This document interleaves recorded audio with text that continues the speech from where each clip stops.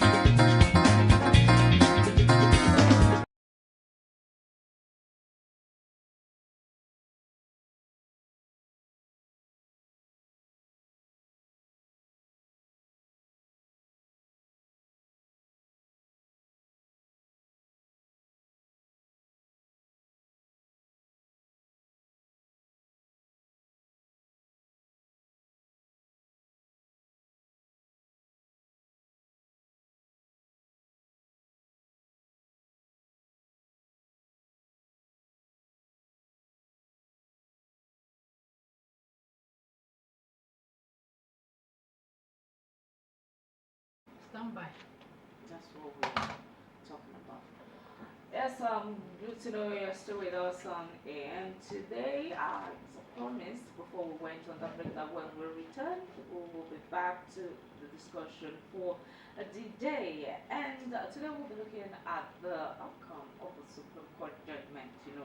The Ondo Bubaku, yes, after the elections, the parties that were not satisfied, the opposition party took to court to challenge the outcome of the results. And say the outcome of the result both at the tribunal, both at the candidacy of His Excellency Dr.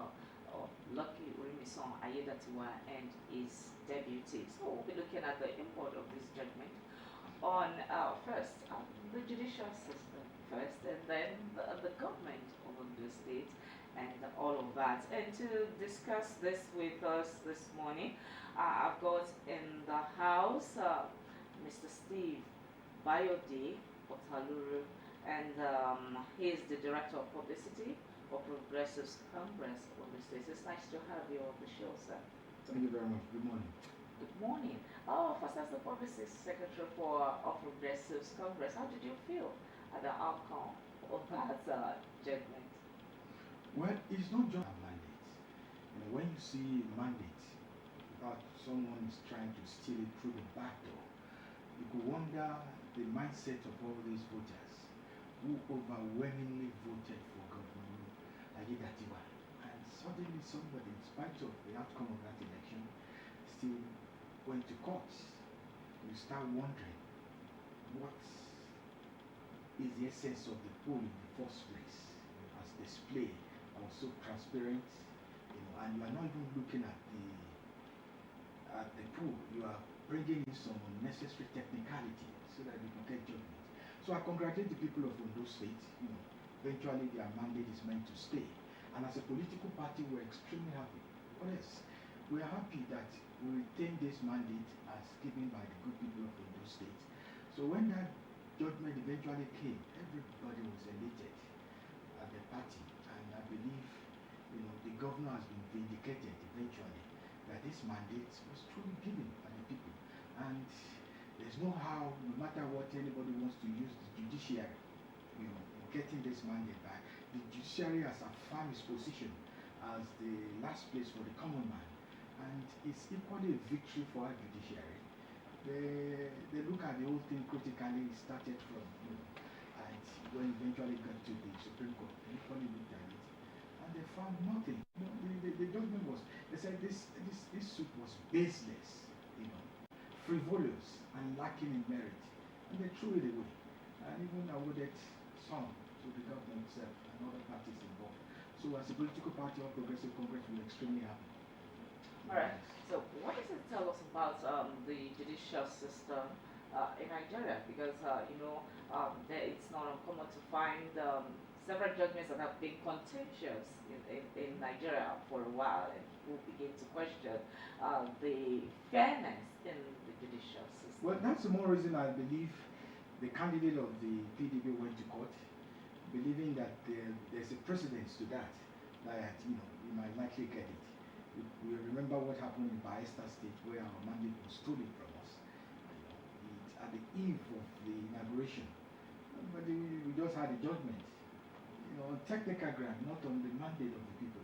So, but this judiciary, has demonstrated differently that they are the hope of the common man. Because when this election was held, was everybody all over the Federation, the international observer, everybody involved, and knew that it was free and fair.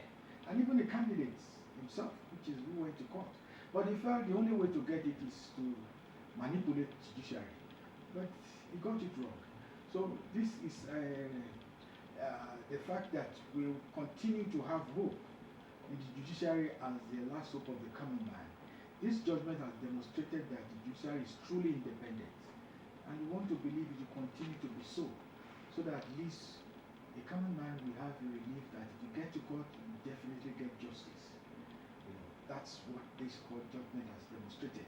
Because if you look at the whole thing itself, you come to wonder, why will anyone go to court with an election like this? This is the first time in the history of Ondo State that the entire 18 local government will be voting for one man in our political party. 18-0, that has been dropped 18-0. Come on the court now. And he was lucky, an entire wards, 202 out of the 203 wards. We won everything convincingly. He was able to scale through his own polling unit, And I believe the people voted more of sentiment than of merit, and we gave it that to him. But we won convincingly. So why would anybody go to court? You'll be wondering. But you see, he believed he wants to capitalize on the fact that there are some preceding judgments that are questionable.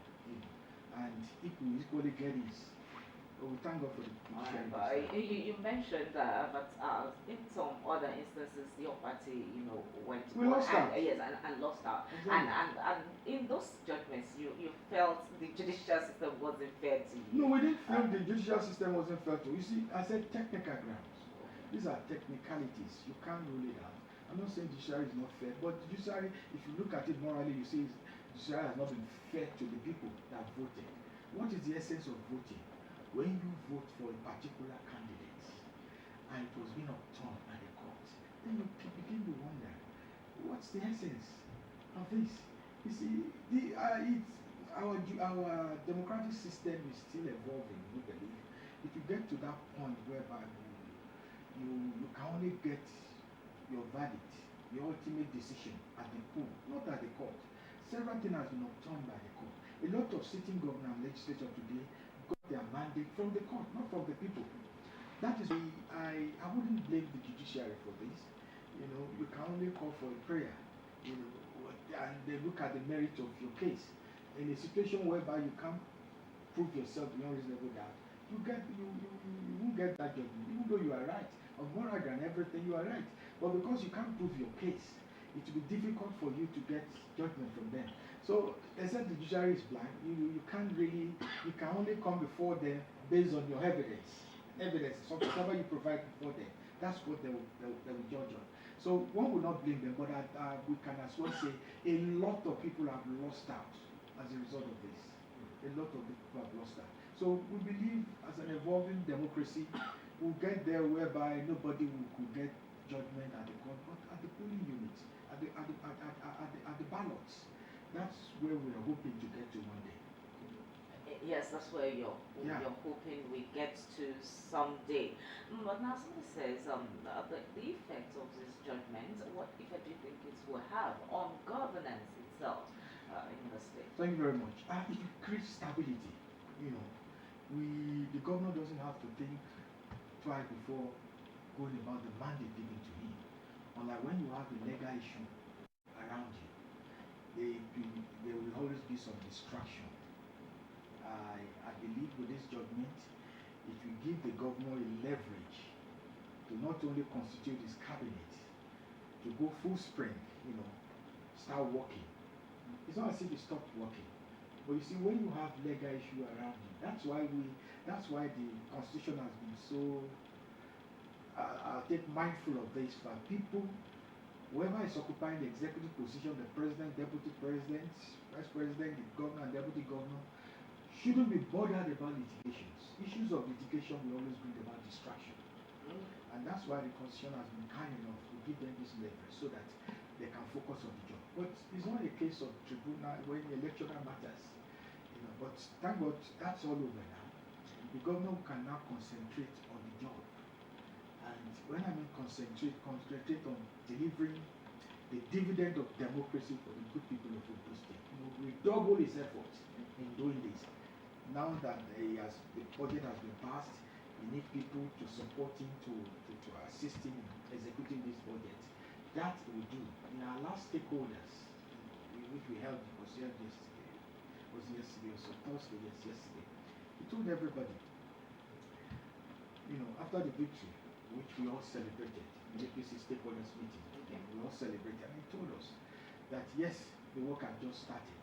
We can expect nothing less than the best from him.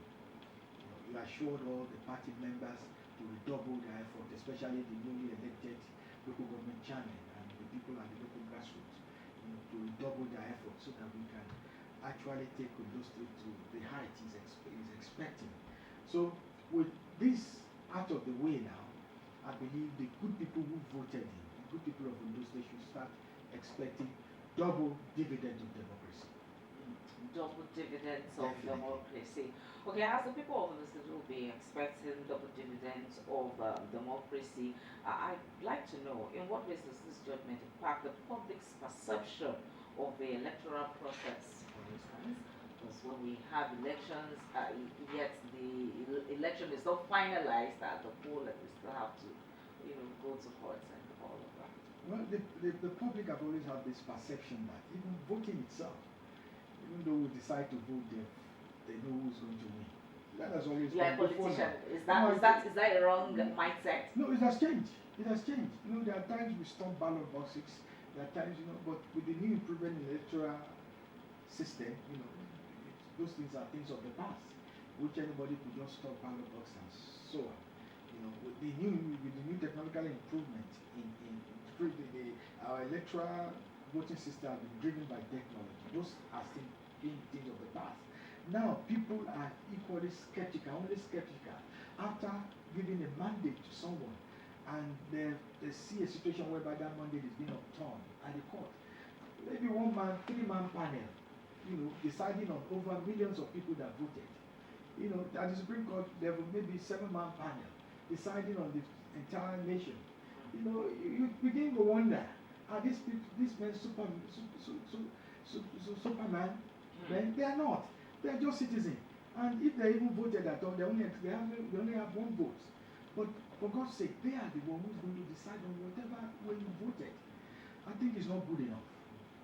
So what do you think should be done differently? Because I think sometimes this year or last year, some group of lawyers said this was unacceptable. I mean, for the court to decide on every, you understand, be the last point of when it comes to electoral matters and all of that, it undermines democracy. I think that's it seems they share your view anyway on this matter.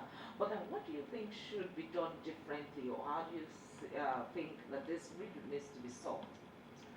Well, it's an issue which nobody will say has a common knowledge or an exclusive right over. But it's debatable, really. I can only share my own view regarding this, starting from the process itself, the electoral process, which most of the people knocked out were based on technicalities. Now, I think all these technical issues will have been resolved before the election. But immediately we get into the election, whatever you are bringing should not be entertained. Pre-election matters should not be entertained. That is one area of solving all these issues. Because somebody will now remember that you were not born in Akure, that you were born in Ghana. It's after the election, you'll not be bringing up this issue. Does that mean this pre-election matters? Are you suggesting perhaps there should be some kind of... It should be resolved. How there should be time limit. You know, there are time limits for every litigation. There are some litigation in which even you commit crime, after some years, to no more be valid. You know, even the electoral law, they say if you can't file it under 14 days, it becomes invalid. Those are the things we should be done. We have an election for more than 6 months. Maybe we should start planning earlier. You know, all these issues, everybody have submitted their certificate, everything. We can now listen. The INEC will now listen to whatever grievances anybody is having and raise it. Raise it before the public. Let people speak up. If you have anything to do with that, then there should be a tribunal before then. You look at it. And after immediately we get into the election, we can't talk about all those things. But we only look at the election itself. Not minding if it's valid or not. Yeah, definitely, there are things that are not valid, that after 14 days, if you didn't file it, it becomes invalid. I just told you somebody that committed some offense. After 10 years, they said it's all over. You know, that's justice. You know, even though it's not right. But they did that for a reason. So they should equally bring it into this system as well, whereby let the vote of the people count. We've seen people who wins election while they were still in prison in this country.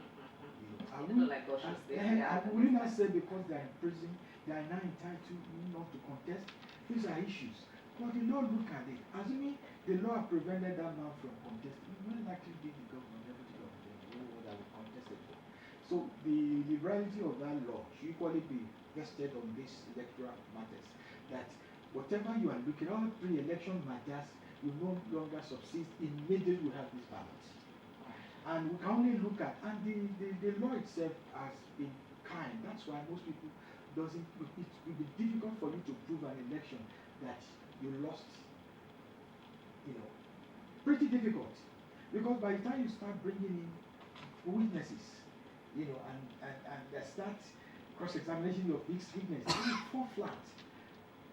And that's why they are looking at technicalities. And at the end of the day, they said such matters, it's not as if it will be given to you. There will be a rerun for such position. So most of the time, they are not really bothered about going to the court for election issues, you know, voting issues, but some other technicalities. Okay, now let's look at the issues of technicalities away from this Supreme Court judgment. Now let's look at the election process, you know, generally. that there was an electoral reform recently. But yeah, this seems not to have addressed some issues. For instance, the issue of cross-carpeting, or what do you politicians call it now? Cross-carpeting, About yeah. cross-carpeting from one Mm. political party to the other. For example, we are seeing some issues played out now in River State politics. That issue seems not to have been resolved in the reform. We're having some other issues like that. For instance, the issues you're mentioning. Okay, it said during the electoral reform, you can't raise certain issues if you are not a member of a party or didn't participate in the primaries of that party. You cannot, and these issues might be tenable and all of that. So, if there's going to be another electoral reforms, which areas do you think needs to be addressed to reduce the number of electoral matters brought before the court? The two examples you use are valid. If you are not, there is something called status quo. If you are not directly involved in an issue, why should you put your neck into it? What if I'm privy to certain abnormalities in the process? Yeah, but it doesn't affect, the outcome will not affect you in any way. It will, because let's say the outcome you say wouldn't affect me in any way, it will in some way. Let's assume in a gubernatorial process, I am not a delegate, of a political party and what have you, but in the process of choosing who their candidate is, I notice that there's a flaw, with the candidate, maybe the credentials or something valid that I'm privy to. No, the issue. When the candidate finally emerges as the governor of my state or a representative of my constituency, do I not get affected by that decision? Well, I didn't know how that will affect you as a voter. Let's be realistic. If that person as a citizen, it will. Committed any crime, I don't see any how. But like I said, the electoral law has taken care of all those things. It's valid. Whoever is contesting against me, for instance, will only have anything to say about me, issues to raise about me, because the outcome will only affect me. Between me and him, the electorate have made up their mind what to vote for. In as much as none of us are criminals, these are issues that you can't just forget. But on some excuses that people will want to just lash on to disqualify the opponent, that thing do not stand. And the law is clear on that, not just on electoral matter, on other issues. Status quo is very matters people standing. If you don't have it, you don't accuse your opponent. And the first one you mentioned, if I can remember now. I'm just saying. Yeah, I just use those ones as examples. I'm just example. saying if there are to be amendments to the electoral acts, the electoral laws, what would you suggest? Okay. What are those things from the observation of these gray area. You see, yes, the gray this areas. democracy is evolving. We learn by experience. Some of the things we are learning now that have been amended before now, we're not aware such things could crop up. For instance, they said they could not try sitting president, sitting governor, and stuff like that. No. But they trashed that out at the Supreme Court. And the Supreme Court, yes, they might not try it, but they can investigate. And that's opened up a new chapter entirely.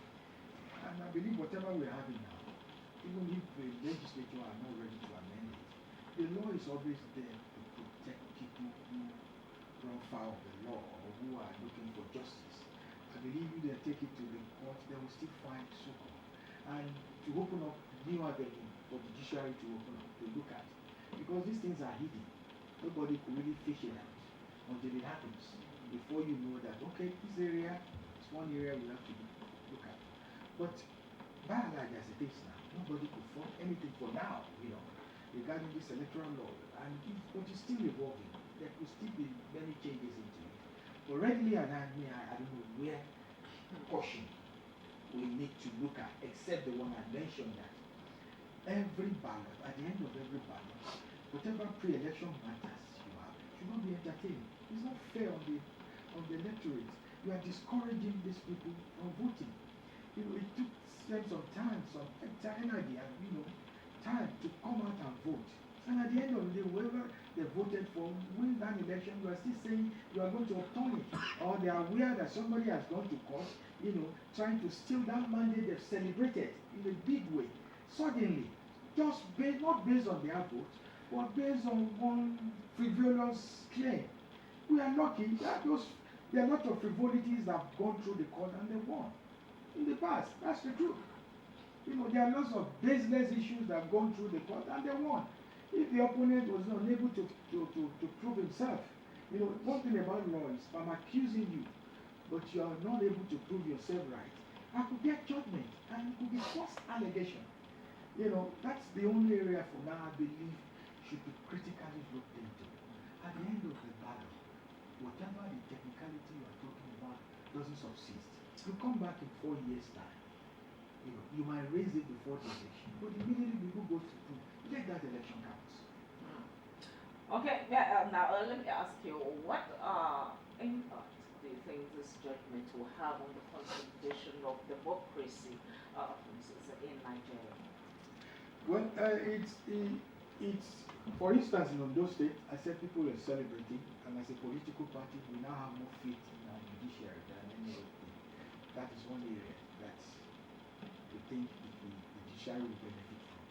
People now see them as unbiased. Imagine if this election was overturned, God forbid, what would have been the mood of this country, for God's sake, and that of people of Ondo State. A lot of reporters came from everywhere. 18-0, has never happened, I told you.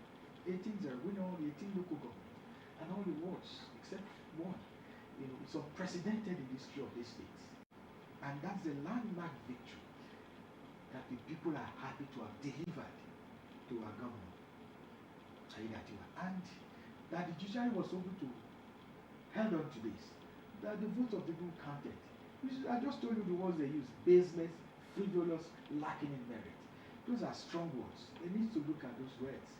And they've just sent a big signals that whoever is coming up with such issues, such frivolous issues, if they will even receive more severe fine than what was given on this, maybe if people started receiving more severe fine from the court, maybe probably they will stop all this frivolity, because it's really distracting the system. It's distracting whoever is in charge from executing the mandate given to him with all 100% courage. Now that the mandate has been affirmed, but Mr. Governor, has sorted everything, and we are in for governors, as you say, but Mr. Governor says, now I am ready to serve the people. What should the people of Ondo State look forward to in this administration? Yeah, this administration will deliver on promise. We just have our budget, and I can assure you that the party will continue to support the government and advise him where necessary. But the governor will keep. I will only quote him now, because he's the man who's going to deliver all the deliverables to the good people of Ondo State. He has promised to work assiduously to bring in dividends of democracy to the good people of Ondo State. And if you look at that budget critically, it encompasses a lot of things. It's touched on all the sectors of the economy. It touched on all the 3 senatorial districts. There's several roads that will be coming on board. Salaries have been taken for granted in Ondo State. It's things of the past that someone is owing. Someone has been owed. He's trying to mop all. He has paid everything due to everybody, including the retirees who are getting their pensions. And we can only hope for the next 4 years that will continue to deliver on these promises, because at the end of the day, he will be leaving a legacy that a lot of people will be happy that we have someone like him who has been in saddle. We so much believe in him as a political party, and equally our members believe so much in him, and even the opposition. That's why we saw them trooping to our political party before that election. Even others who are still in PDP or other SDP or other political, but we're giving him support, that they're going to support him in that election. It has never happened. When we still have the days of the Awolowos, who's like a team god, we never won all the elections. There are some places the UPN will still lose out. We have Mimiko in the South, we have Agado in the South. We lost a lot of local government to the opposition. And our late we lost some local government. So this man came with a different thing entirely. And the law was so palpable all over the states. And they showed it at the poll, at the ballot, and was voting overwhelmingly. So the onus now lies on him. This mandate, it's equally a challenge on him. Continue to hold on to that thing he has been doing that made people love it so much. So for him to redouble his effort, and I believe he will not disappoint everybody, at the end of the day. All right. Thank you very much for that.